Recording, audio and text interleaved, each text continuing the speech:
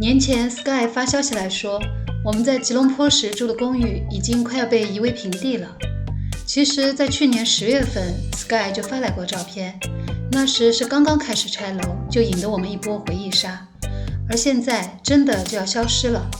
赶紧打包行李，趁着姐妹俩的学校假期，趁着旧居还在，说走就走，去吉隆坡故地重游吧。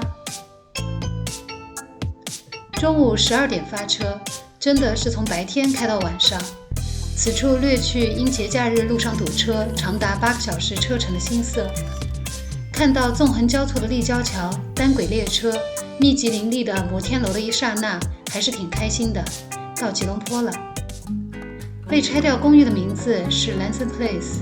位置在安邦路使馆区，步行到中国大使馆只要9分钟。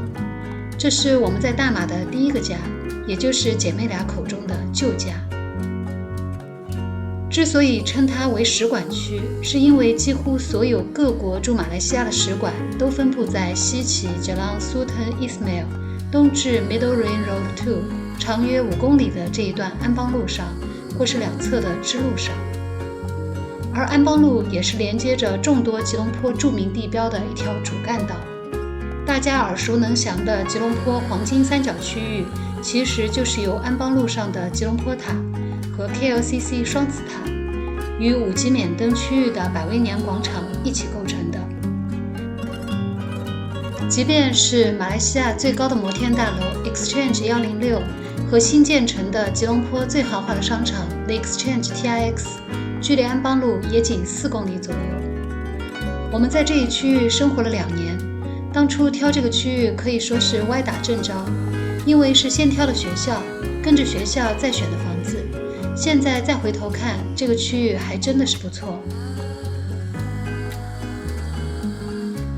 首先是城市的风貌，我不太喜欢那种一眼能望到头的平坦的大马路，也不喜欢千城一面的钢筋水泥。而吉隆坡是个很特别的存在，因为处于热带雨林地区，造就了生物种类多样，再加上地形高低起伏，却又不会太高，使得整个城市的样貌分外浪漫。穿梭在吉隆坡的大街小巷里，你会发现有很多以 Bukit 命名的地方，比如说 Bukit Bintang 5级免登， Bukit Nanas 咖啡山， Bukit Jalil 5级加利尔。而 Bukit 在马来语里就是小山的意思，这样大概就能理解为什么有那么多高高低低起伏的坡道和弯弯绕绕的小路了吧。我很喜欢这样的街景。生活在这一区域，购物选择是非常多的。以安邦路使馆区这段5公里的主干道为直径范围内，密集分布了20-30间大型或是超大型的百货商场和超市。除了 The Exchange TIX、 百威年广场、 KLCC 这些地标，还有大量的诸如 Mercato Village、 Cold Storage 这一类提供世界各国丰富商品的超市，也有许多提供实惠选择的超市或生鲜市场。我们之前去的比较多的是 Lotus、 Lulu、 NSK。 如果要大批量采购水果，我们就会去秋吉巴萨，这是吉隆坡最大的湿货市场。而如果要带2个小朋友玩的话，我们会去附近的 IKEA 和紧贴着 IKEA 的 MyTown， 里面也有各种美食餐饮、品牌服饰折扣、儿童游乐场，一玩就是一整天。而每次去一定不会错过 IKEA 的冰淇淋。19年4月份的时候还只要0.9令吉一个，真怀念。不过这次吃也还是只要1块2令吉，涨价的幅度还是很温和的。这个区域可以说是吉隆坡乃至整个马来西亚医疗资源最集中的区域了。除了高端的私立医院，如太子阁专科医院和吉隆坡英格医院，也有性价比比较高的连锁品牌私立医院，如哥伦比亚亚洲医院。这就是太子阁专科医院。从外观看起来绿树掩映，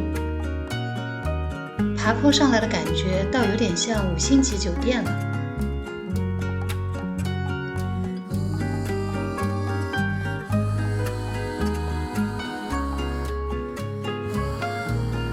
据说这是吉隆坡最贵的医院，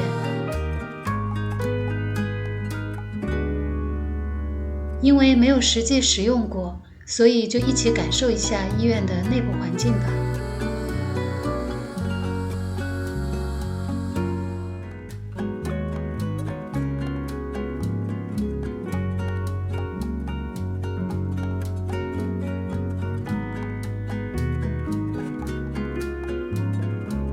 医院的规模确实是非常大。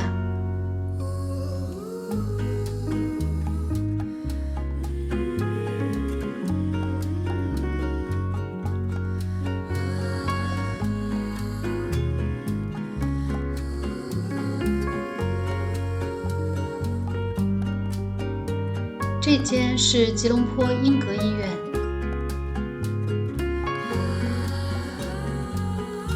这里是专家楼，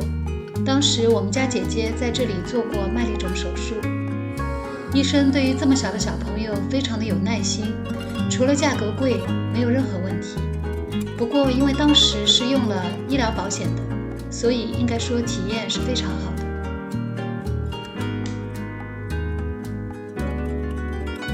这里是医院的 lobby， 如果不开车，可以在这里等候 Grab。同时，像吉隆坡中央医院这样的公立医院也是对外国人开放的，相对于私立医院，费用也更低。在这个区域，诊所就更密集了，眼科、牙科、儿科、心血管专科、全科，每一栋商场或办公楼内几乎都可以找到持有专业执照的诊所。与槟城的公共交通形成巨大的反差，吉隆坡的这个区域汇集了5条地铁和轻轨捷运，分别是 PYL， 可以前往大马的行政中心布城，办理第二家园和各类签证的政府部门都在那里。KJL 可以前往吉隆坡中央火车站，从那里可以搭乘高铁去吉隆坡国际机场，以及连接吉隆坡市中心多个地标和雪兰莪各主要市镇的 MIL、KGL 和 MRT。 我们在2019年国际搬家到吉隆坡时还没有买车，但是也经常出门逛街和购物，因为在安邦路使馆区这里，步行和搭乘公交也是很方便的。这里没有高架路和立交桥，人行道干净平整，过马路有红绿灯和人行天桥。安邦路主干道上有很多巴士线路可以直接抵达独立广场、KLCC 双子塔和吉隆坡塔，而从 KLCC 还可以转乘 GoKL 免费观光巴士前往更多的吉隆坡地标。记得那2年，我们基本上就是靠绿线、蓝线、红线、紫线玩转整个吉隆坡的。在安邦路使馆区，国际学校同样也有很多选择，提供从 Early Year 至 Secondary School 完整课程的有4家。除了著名的吉隆坡国际学校 Taylor's International School 和姐妹俩曾就读过的 Safo International School， 还有最近新设立的 The Serene International School。 另外有不少仅提供 Early Year 或者 Primary School 的国际学校和英语培训机构。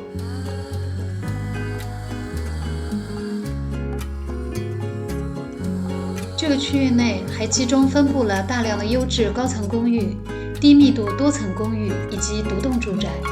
这里可以进一步细分为2个小区域，第一是以 KLCC 双子塔为中心，15分钟步行可达的区域。KLCC 全称是吉隆坡文化中心，是一个汇集了吉隆坡地标双子塔、多间大型商场、高级写字楼、户外清水公园、大型水族馆、主题博物馆的超大型综合体。这里是优质高层公寓的集中区域，称得上是吉隆坡核心中的核心。小小的区域内汇集了4条地铁线和轻轨捷运，多条主要公交和观光巴士线路。从 KLCC 内部出发，还有一条很凉爽、非常适合步行的半户外架空长廊，15到20分钟就可以步行直接抵达5级免灯区域的百威年广场。长廊随地势起伏，穿行于吉隆坡 CBD 众多摩登大楼之间。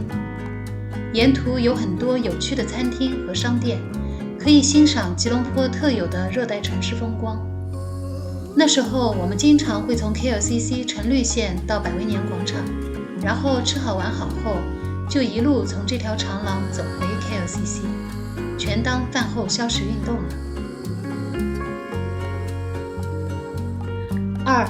在 KLCC 核心区域以东，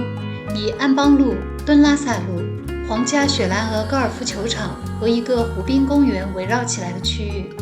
这一带通常也可以称为安邦 Hillier， 是聚集了美国、中国、日本、德国、新加坡、瑞士、韩国、沙特、卡特尔等各国领馆的区域，也是跨国企业和银行集中设立总部的区域。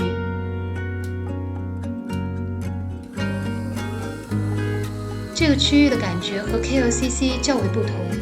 分布着很多低密度多层公寓以及设计优雅的独栋住宅。社区宁静，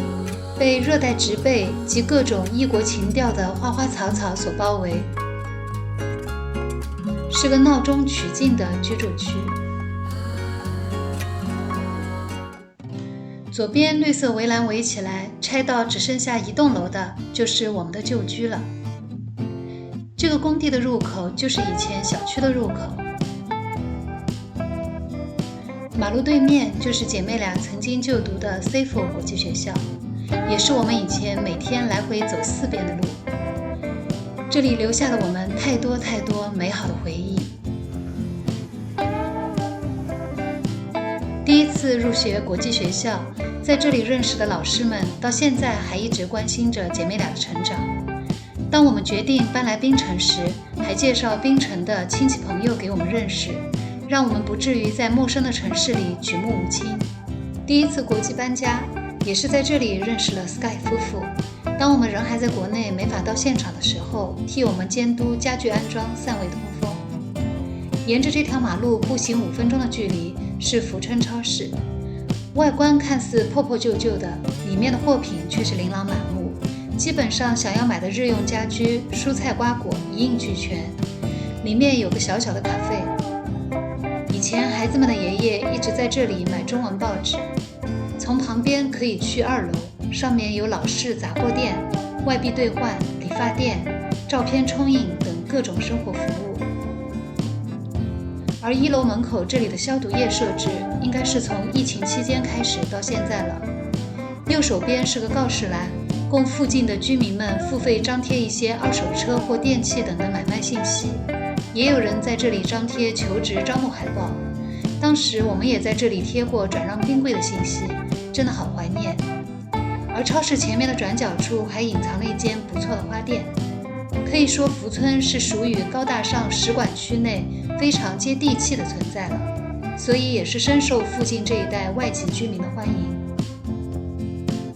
翻过天桥马路对面的安邦 Walk 里面就有诊所，以前我们也有用过，体验不错。而福村门口就有公交车站，从这里搭乘300巴士可以直接到达 KLCC 双子塔、吉隆坡塔和独立广场。当年送完姐妹俩去学校，我们2个人就经常会踩着人字拖，闲散地坐在站台上发发呆等公交。有一次竟然还被开车堵在路上的 Sky 看到，隔着车窗叫我们，吓了一跳。时间过得真快，一转眼就5年了。经常有朋友会问我，到底是喜欢吉隆坡还是喜欢槟城？我觉得这2个城市各有各的特色，倒不是中庸。个人觉得吉隆坡更繁华一些，节奏更快一些，却也有很多历史建筑和热带风情，并不是寡淡的水泥森林。而槟城节奏慢一些，虽说没有那么多豪华商场，却也独自优雅。步行能下海，随处可上山，整个城市就是个海岛上的大花园。当时搬家也是因为疫情期间判断槟城是华人管理会比较安心，所以搬来的。而槟城的自然环境也正好适合目前孩子们的成长阶段。真的等他们长大了，可能还是雪隆地区的大学选择会更多。所以我们也在憧憬着，是不是以后能有更为理想的双城生活。因此这次也在 Sky 的陪同下看了一些有特色的屋子，之后也会慢慢分享。就在这美丽的落日余晖中结束今天的行程吧。我是 80s Easy Life Vlog， 谢谢你的耐心观看，下次我还会在这里继续和你分享我们在槟城的生活点滴。